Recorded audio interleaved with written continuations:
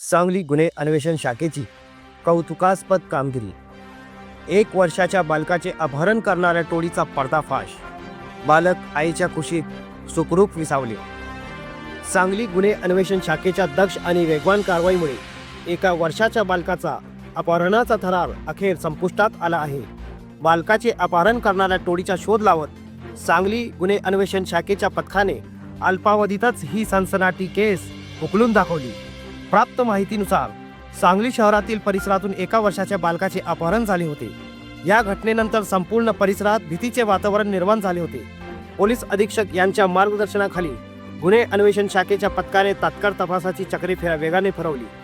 तांत्रिक साधनांचा वापर, सीसीटीव्ही फुटेजचे विश्लेषण आणि गुप्त माहितीदारांच्या मदतीने अपहरणामागील टोळीचा शोध लावण्यात पोलिसांना यश आले।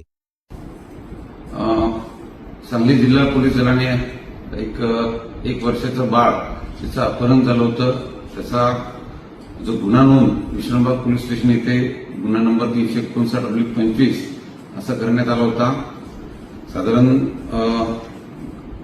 20 ऑक्टोबर 2025 रोजी हे बाळ रात्रीच्या सुमारास मध्यरात्री त्याच्या आईवडिलांच्या ताब्यातून नेण्यात आलं होतं।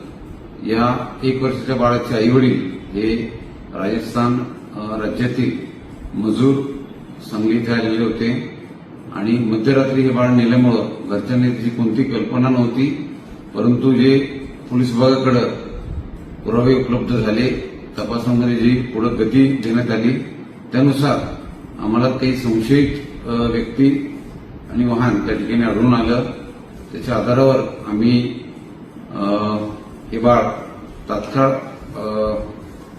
आरोपीने ज्या ठिकाणी देण्यात आलं होतं त्या ठिकाणून सुखरूप परत आणलेलं आहे आणि त्याच्या आईवडिलांच्या पालकांच्या ताब्यातही दिलेलं आहे। यामध्ये एकूण 3 आरोपींचा सहभाग असल्याचं आतापर्यंत तपासात निष्पन्न होतंय। एका आरोपीस पोलिसांनी गोलंदाज नावाचा एक आरोपी आहे त्यास पोलिसांनी ताब्यात घेतलेला आहे।